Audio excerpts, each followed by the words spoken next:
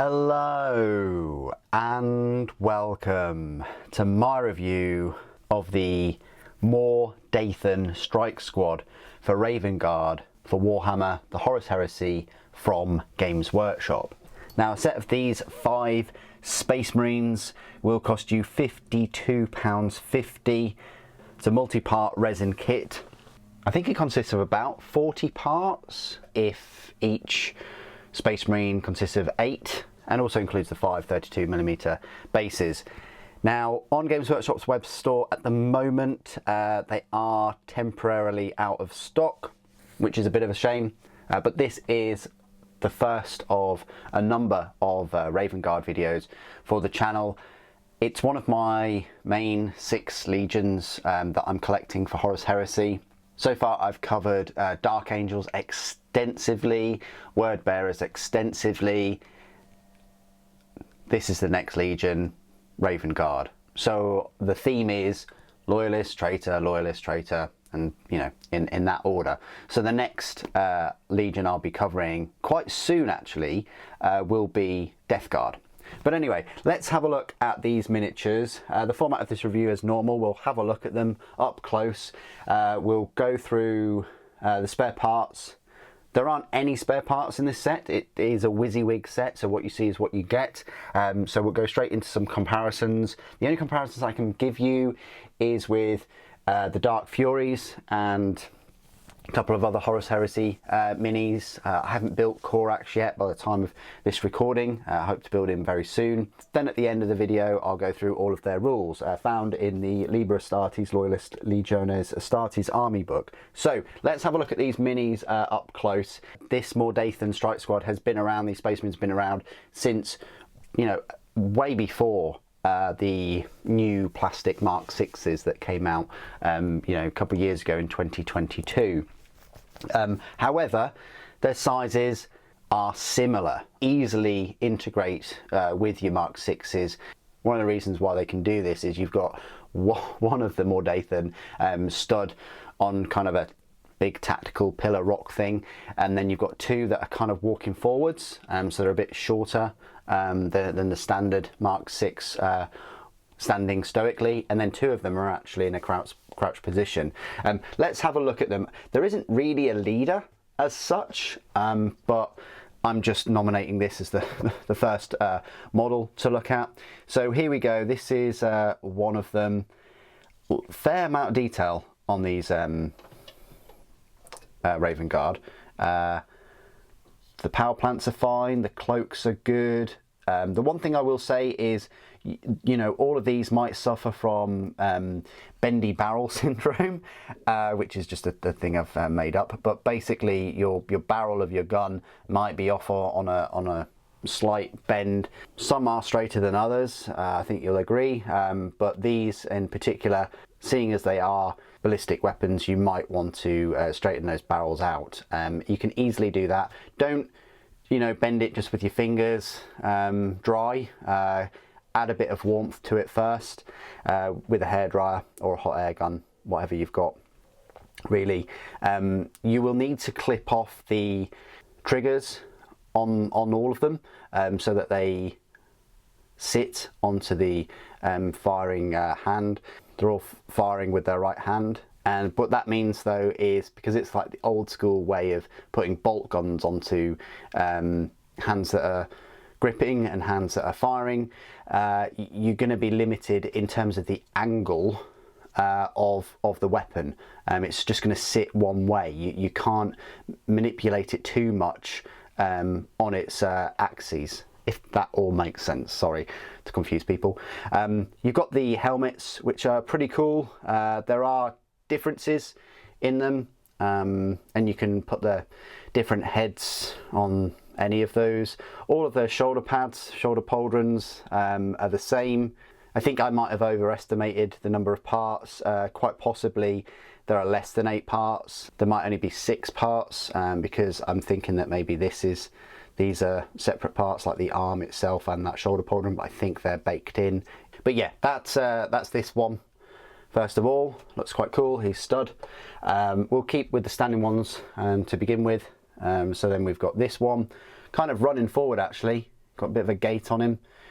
Sniper rifle is sort of just held in place as he's running. He's got a bolt pistol there, some grenades. That's quite cool. And then we've got this one kind of moving to his right. Again, sniper rifle out to one side as he's sort of making his way that way. Bolt pistol. Got some kind of strange grenade there and some pouches. So that's that one. And then the ones that are crouched, this one's actually about to fire, I think, possibly, or getting into a position to fire. Some grenades. Bolt pistol again. It's got the Raven Guard Raven on his helmet. And then we've got this one here, which is kind of peering around a corner maybe.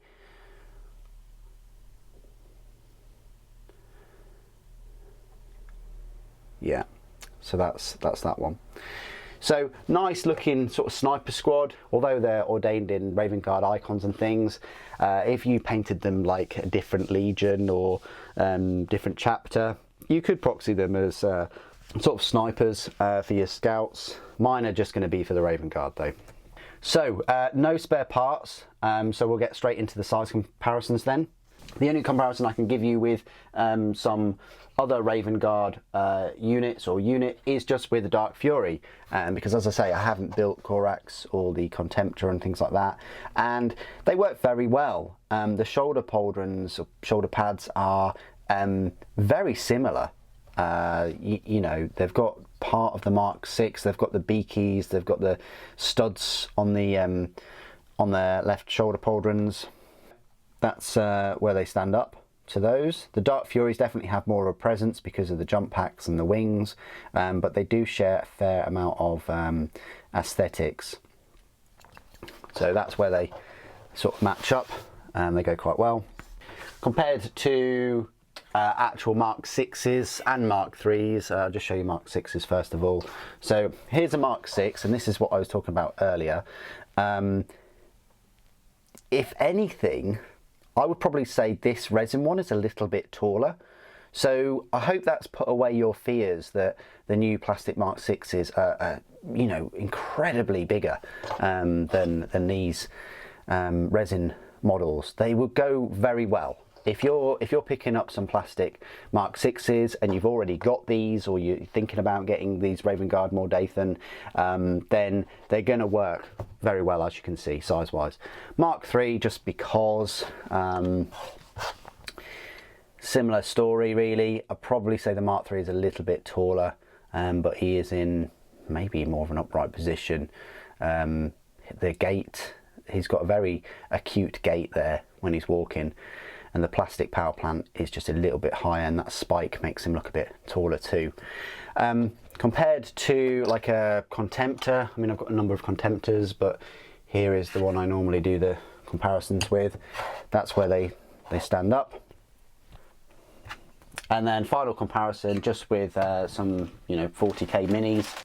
If you're interested, I've got the Firstborn Space Marine here, who is similar height, probably a little bit smaller, just a little. And then I've got Slimarbo, which is a bit smaller. And then we've got the Primaris, which is, yeah, a fair bit, good foot or more taller. So I hope those size comparisons have helped. There will be more size comparisons coming as I build more of the Raven Guard, well, specifically Corax. You'll get size comparisons with all of these with the Corax review, of course. Okay, so this is my part of the review where I will go through all of the rules for the Mor Deythan Strike Squad for Raven Guard. You'll find them in your Loyalist Liber Astartes army book under the Elites section. Would be nice if they were in the troop section, but well. These will cost you 150 points, and for those 150 points you're getting 4 Mor Deythan and 1 Mor Deythan Shade, so that's kind of like the Sergeant. And the stat line reads for the Mor Deythan, it's a movement of 7 inches, weapon skill 4, ballistic skill 5, strength 4, toughness 4, 2 wounds, initiative 4, 2 attacks, leadership 8 and a save of 3+. The Mor Deythan Shade is the same stat line but has 3 attacks, and a better leadership at 9.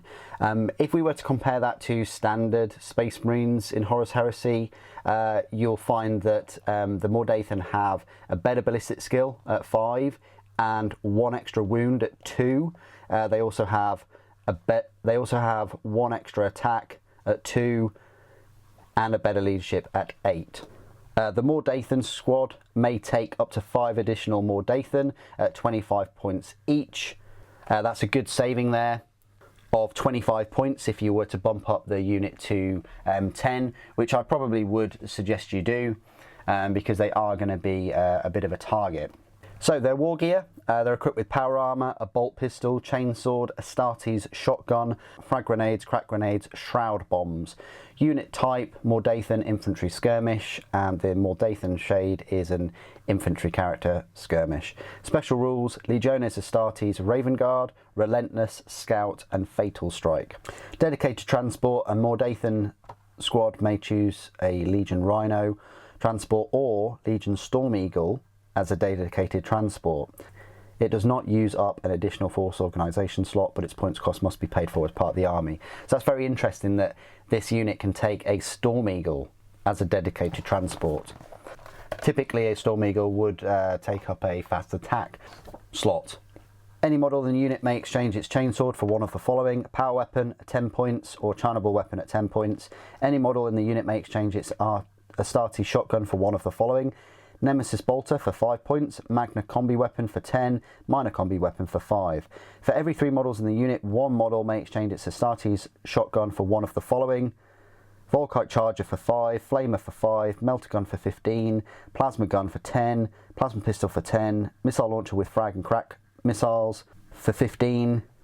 The Shade may also take Melter Bombs for 10 points and may exchange its power armor for Artificer armor at 10 points. They do have a special ability called Fatal Strike. Once per battle, a unit that includes any models with this special rule may declare a Fatal Strike at the start of any of the controlling player's shooting phases. For the duration of that phase, the shooting attacks of all models in the unit with Fatal Strike special rule gain the 4+ Rending special rule in addition to any other effects their weapons might have. This does not replace or improve any other versions of the Rending special rule already possessed by the unit and may not be used when attacking with weapons that have either the template or blast special rules. So that's pretty nice. You know, that Fatal Strike, you're getting that Rending 4+, which can mean a big difference. In terms of the weapons, I mean, you could get away with having another 5 with the plastic Mark 6 armor, and if you've got 10 of them, 3 out of those 5 could be equipped with like plasma guns or even missile launchers. I think that's really cool that you could have 5 of these and one of them could have that missile launcher, or you could have 10 and obviously have 3 with missile launchers or melter guns. I think that's a really nice touch that, you know, for 10 you're getting 3 special weapons and maybe even 3, you know, heavy weapons with missile launchers. So it's a kind of a sneaky way of having like a heavy support unit, you know, having 3 missile launchers. You're paying your points for it though, let's face it. You know, having 10 of them is going to cost you 275 points along with 45 points worth of missile launchers. So you're looking at over 300 points there for 10 Space Marines, really. The good news about that is they do have 2 wounds each.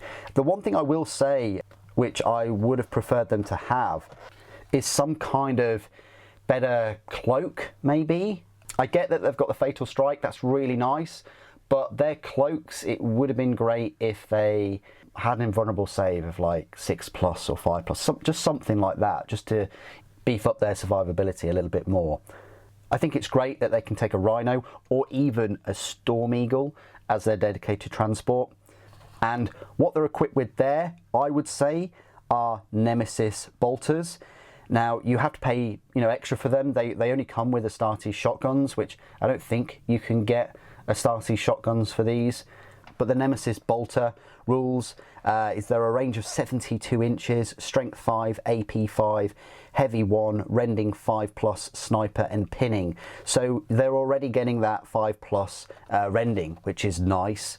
But with that fatal strike, you're going for a 4+ rending. And remember, because they've got the ballistic skill 5, they're going to be hitting on 2+. I like the Nemesis Bolter range of 72 because it means it's a kind of a counter to a heavy weapon support squad that would typically be armed with longest range weapon, probably las cannons at 48 inches. If I was using these in games, I'd definitely be going for 10-man squad instead of the 5. I think 5 is a bit too vulnerable. Yes, it counts as 10 wounds and they can hide out at the back of the board, but I think they are going to be a bit of a target, especially if you've got 10 of them and 3 of them have got missile launchers. I think they're really cool minis. They were very quick and easy to put together. They look the part. They go very well with the Mark 6s, size-wise, aesthetic-wise, and with Raven Guard. I think they're a better kit than the Dark Furies, if I have to say, even though they're limited in their poses. What do you guys think of the Mor Deythan squad? Please do put your thoughts and opinions down in the comments below. It'd be great to hear from you.